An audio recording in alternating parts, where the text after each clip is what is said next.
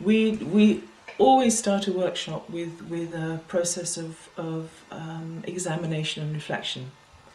People are encouraged to look at their working life, to see where there are difficulties, where there are things that inspire them, and to really reflect on how that impacts them, how they're working with it now.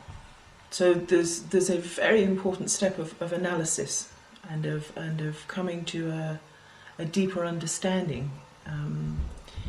And because in an environment of a workshop, in a sort of neutral and safe environment of a workshop, people discover things that they're not always willing to look at in the hurly-burly of the working day. And then once we've done that, we start to look at how to work with mindfulness.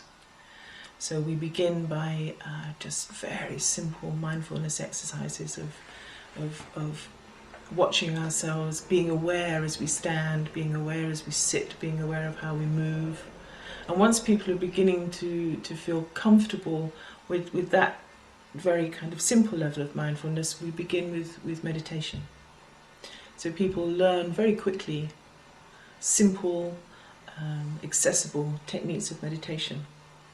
And then after they've had a taste of that and are beginning to feel some touched by that in some way, then we move on to that's about oneself. So then we move on to the other, and we look at exercises to do with compassion and developing empathy, understanding, self-awareness in terms of the other person, awareness of the other. And we always